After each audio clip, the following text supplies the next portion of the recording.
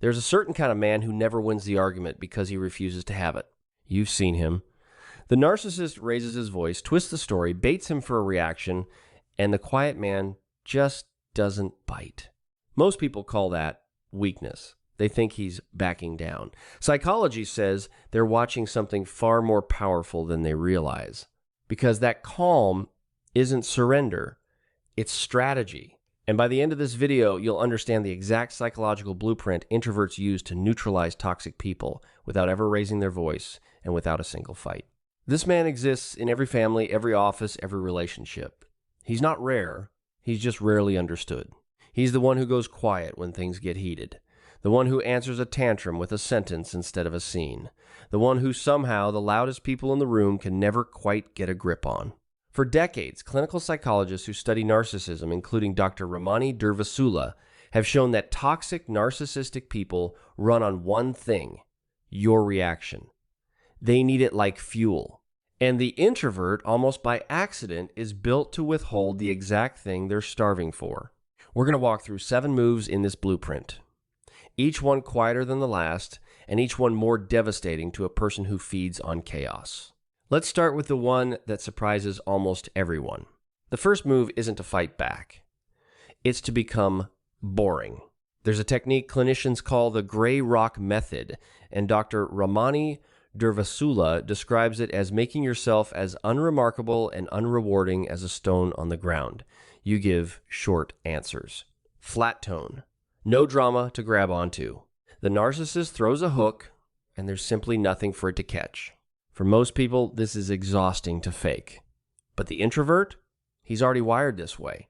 His default setting is low reactivity and few words, so the thing that drains everyone else is just him being himself.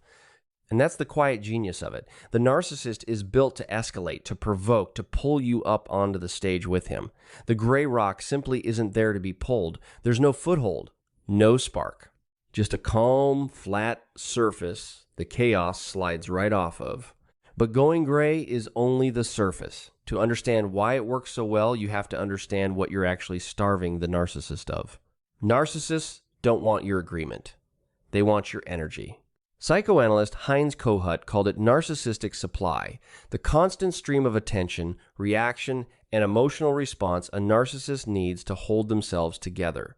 Praise feeds them, but so does your anger. So do your tears. Any strong reaction proves they still have power over you. The introvert quietly cuts the line. He doesn't give the praise. He doesn't give the explosion either. And without supply, the narcissist's whole performance starts to collapse on an empty stage. Watch what happens next, because it's predictable. The narcissist pushes harder. The insults get sharper. The bait more obvious. That escalation isn't strength, it's panic. It's the sound of someone running out of fuel and reaching for the last drop. And the more they reach, the clearer it becomes who actually has the control. Now, here's where it gets a little more complicated, because this next part is the piece most people, even the introvert himself, misread as coldness. Here's the nuance. The introvert isn't shutting down. He's stepping back to observe.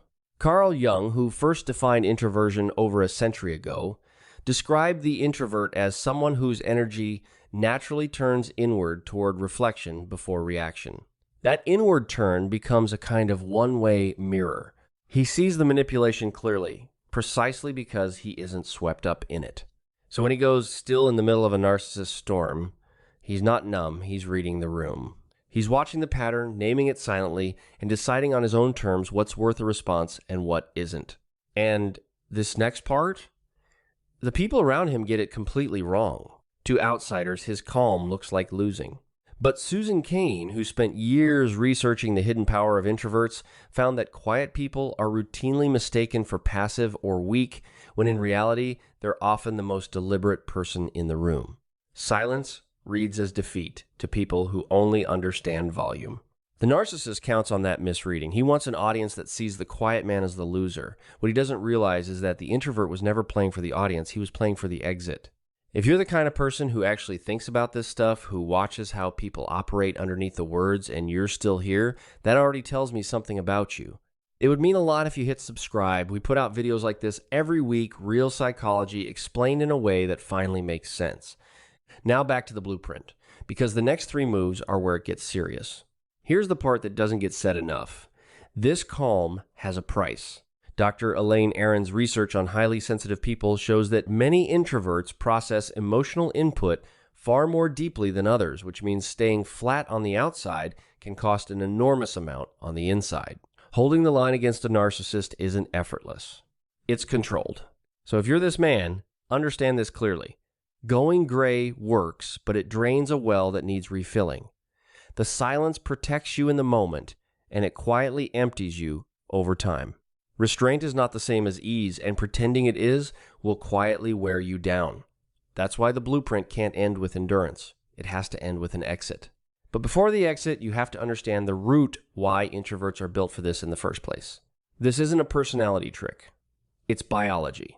Psychologist Heinz Eysenck proposed that introverts have naturally higher baseline brain arousal than extroverts, which means they don't need outside stimulation to feel switched on, and they instinctively avoid overload. Where a narcissist's chaos overwhelms most people into reacting, the introvert's system is already tuned to stay low, steady, and inward. So the calm you're watching isn't an act of willpower, it's an act of design. He neutralizes the storm because on a wiring level, he was never built to be pulled into it. Which brings us to the last move, and honestly, the most important one. In the end, the introvert's most powerful move is the simplest one. He leaves. Psychoanalyst Otto Kernberg described the narcissistic injury, the deep wound a narcissist feels when they're treated as unimportant, not attacked, not argued with, just stepped past. Indifference does what no insult ever could. It removes the narcissist's power without giving them a fight to feed on. So the quiet man doesn't slam the door, he just stops walking through it. No speech, no final confrontation. He simply withdraws his attention, the one thing the narcissist could never live without, and walks somewhere quieter. And here's the strange beauty of it. There's no scene for the narcissist to replay, no villain to point at, no fight to win in front of an audience. There's just an empty space where reaction used to be. To a person who lives on conflict, that emptiness is the one thing they can't survive. So the next time you see a man stay calm while someone louder tries everything to break him, you'll know what you're actually looking at. You're not watching a man lose, you're watching a man refuse to play a game rigged to drain him. Someone who learned that the loudest person in the room is often the most desperate. Someone who discovered that silence, used well, is not absence, it's armor. He doesn't need to win the argument. He just needs to stop showing up to it. And the moment he withdraws his reaction, the spell breaks quietly, completely, and on his terms. If you want to go deeper on the inner world of these men, I put together a video on why introverts read people so accurately that it almost feels like a sixth sense. It's right here when you're ready.